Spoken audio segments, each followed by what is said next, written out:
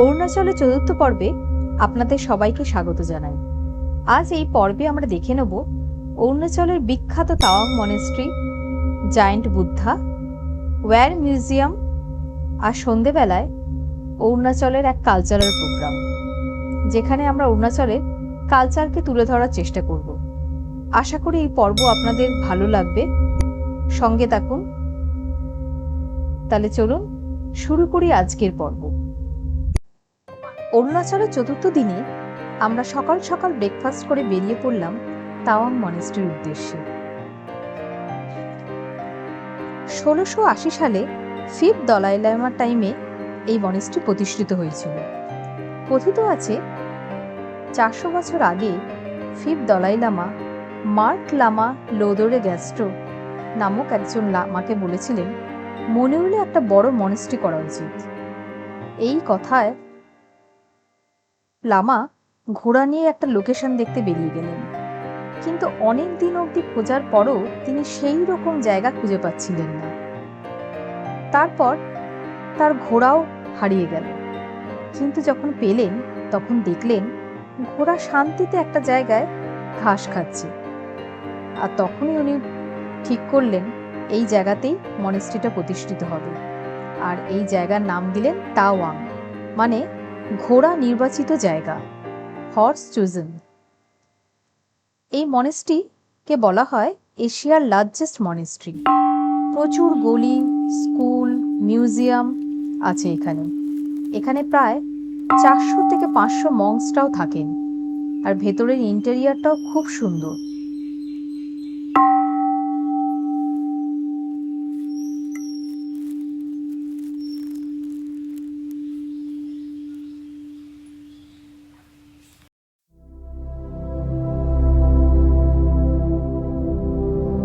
আমরা বেশ কিছুটা সময় এখানে কাটালাম। চারদিকটা কি সুন্দর ছবির মতো, যেখানেই দাঁড়াচ্ছি সেখানেই মনে হচ্ছে ফটো তুলি। আর সেদিনকেও ছিল ঝকঝকে ওয়েদার। এমনিতেই পাহাড়ে ঝকঝকে ওয়েদার থাকে, খুব ভালো লাগছিল। ইন্টেরিয়ারটাও খুব সুন্দর এখানে, আর অনেকটা জায়গা জুড়ে এই মনেস্ট্রিটা।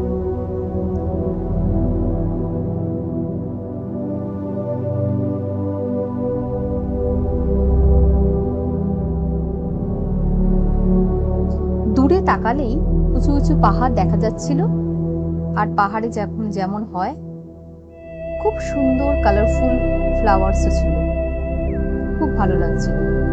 আর এমনিতেই মনেস্ট্রিটা বেশ কালারফুল। আমরা এরপরে চলে এলাম জায়েন্ট বুদ্ধাতে।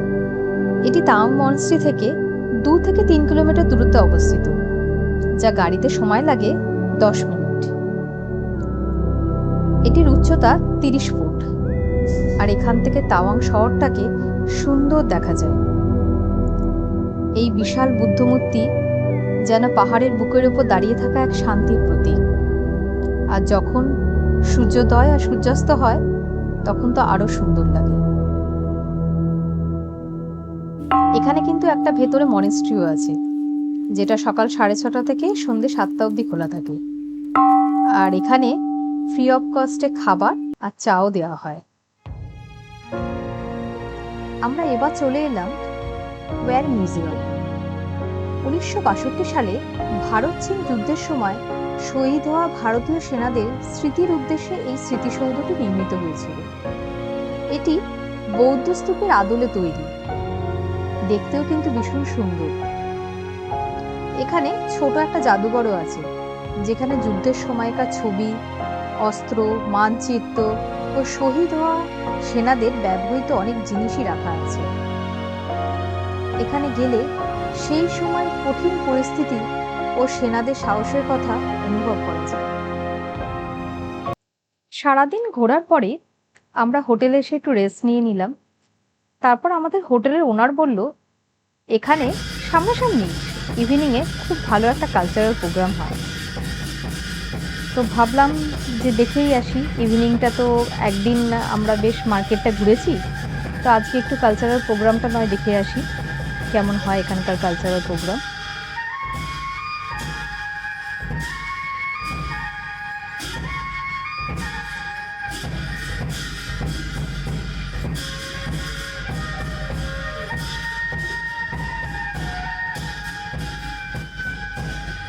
এই কালচারাল প্রোগ্রামের এন্ট্রির জন্য পার হেড 500 টাকা করে ওরা নিয়েছিল। এর মধ্যে ইনক্লুডেড ছিল একটা বাটার টি আর অনেক মজা। দারুণ সন্ধ্যেটা কাটালাম। আমিও নাচ করি ও ওদের নাচটা ওই সন্ধ্যাবেলায় দেখতে গেছিলাম।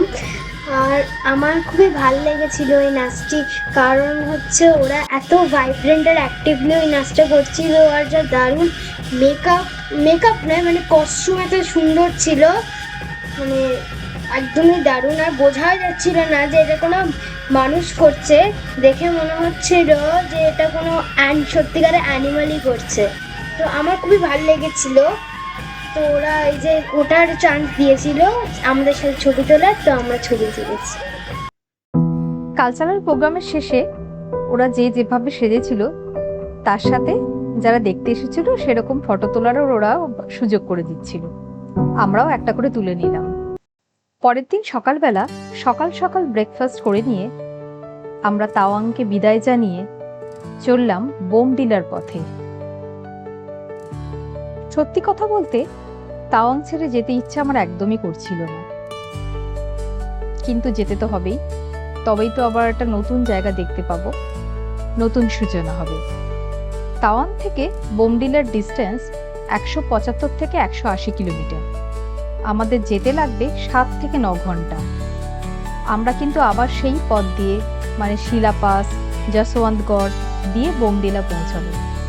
আর যেতে যেতে আবার সেই ঐশ্বরিক সৌন্দর্য দেখে নেব।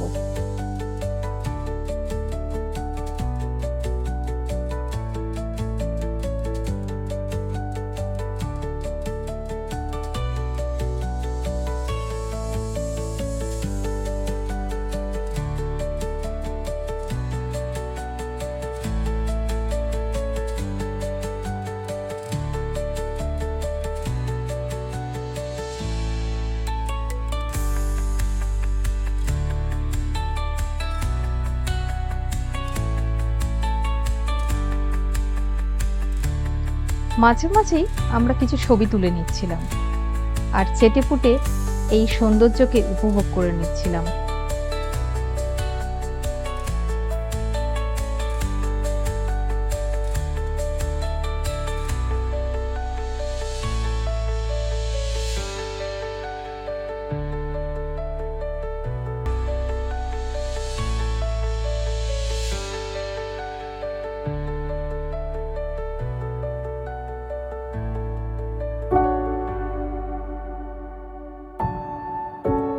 আমরা আবার পৌঁছে গেলাম সেই শিলাপাসে। গাড়ি থেকে বেরিয়ে আবার সেই সৌন্দর্যকে আর একবার উপভোগ করে নিলাম। বেশ ঠান্ডাও ছিল।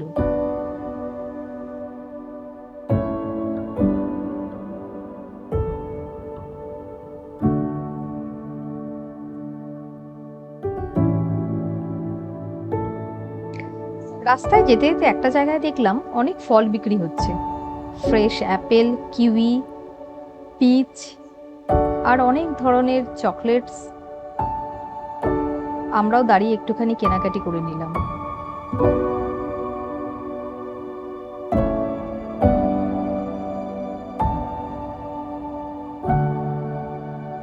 অনেকটা রাস্তা অতিক্রম করে আমরা সন্ধ্যেবেলা এসে পৌঁছালাম বোমডিলাতে। বোমডিলাতে আমরা যে হোটেলটায় আছি তার ঠিক পাশেই মনেস্ট্রিটা। আর সন্ধ্যেবেলায় মনেস্ট্রির আলোতে মনেস্ট্রিটা একেবারে ঝলমলে হয়ে উঠেছে, দারুণ লাগছে। আমরা তাড়াতাড়ি ফ্রেশ হয়ে বেরিয়ে পড়লাম বোমডিলা শহরটাকে দেখতে। আমাদের হোটেলের ঠিক পাশেই একটা ছোট্ট সুইট ক্যাফে ছিল, ওখানে আমরা বাটার টিও ট্রাই করলাম আর কিছু কেকসও নিয়েছিলাম। কেকসটাও খুব মিষ্টি, ভালো টেস্টি খেতে। বাটার টিতে এরা কিন্তু সুগারের বদলে সল্ট দেয়। একবার কিন্তু আপনারা গেলে অবশ্যই খাবেন, ট্রাই করবেন। একটু অন্য ধরনের খেতে, কিন্তু খারাপ লাগছিল না। আমরা এখানে মার্কেটে ঘুরে দেখলাম, অনেক ধরনের শাকসবজি, মশলা, অনেক কিছু পাওয়া যাচ্ছে। আর রাত্রিবেলায় অনেক খুঁজে আমরা একটা চাইনিজ রেস্টুরেন্টে ঢুকে পড়লাম। ওখানে কিন্তু আমরা অনেক কিছু ট্রাই করেছিলাম। খুব ভালো ছিল রাত্রির ডিনারটা।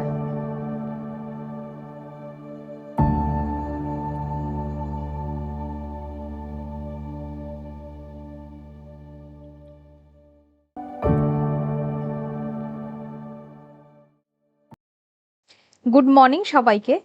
কাল রাতে আমি এই মনেস্ট্রির কথাই বলছিলাম। সকালবেলায় ঝকঝকে রোদ, খুব ভালো লাগছে। আমরা আজকে সকালবেলায় এই মনেস্ট্রিটাই ঘুরে দেখব।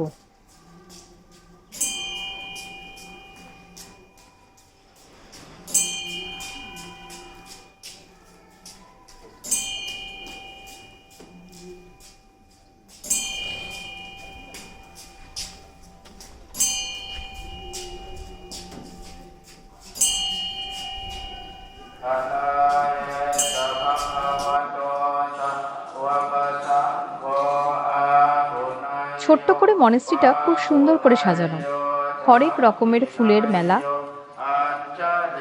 মনেস্ট্রির ইন্টেরিয়ারটাও খুব সুন্দর, যেমন হয় আর কি মনেস্ট্রিতে। এখানেও একটা মংসদের জন্য থাকার জায়গা আছে, তবে এখনো আন্ডার কনস্ট্রাকশন, তো অনেকটাই তৈরি হচ্ছে।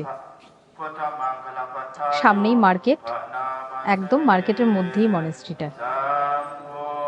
আমরা বেশ কিছুটা সময় এই মনেস্ট্রিতে কাটালাম, বেশ ঘুরে ঘুরে দেখলাম, শান্ত পরিবেশটাকে উপভোগ করলাম।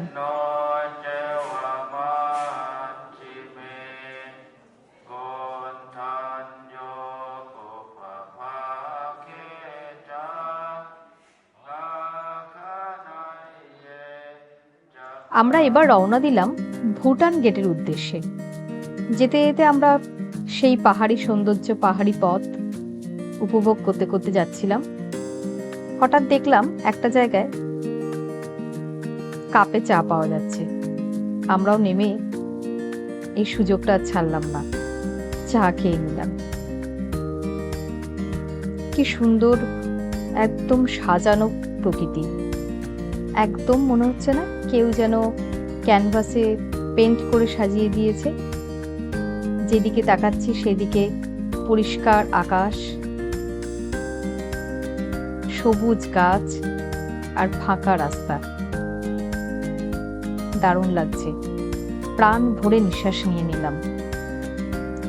দুপুর হয়ে গেছিল, তাই যাবার পথেই একটা জায়গায় আমরা খাওয়া দাওয়া করে নিলাম।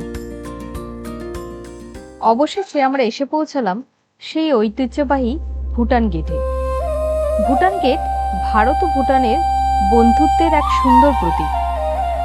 রঙিন কাঠের নকশা আর ঐতিহ্যবাহী ভুটানি শিল্পকলা আর শান্ত পরিবেশ ভুটানের গেটকে পর্যটকের কাছে জনপ্রিয় করে তুলেছে।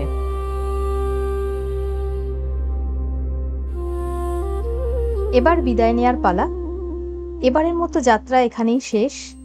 আমরা সন্ধেবেলায় পৌঁছে গেলাম Guwahati airport.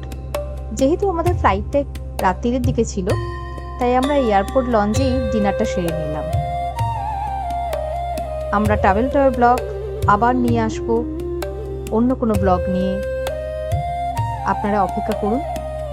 Till then tata. আর আমাদের চ্যানেলটা সাবস্ক্রাইব করতে কিন্তু ভুলবেন না।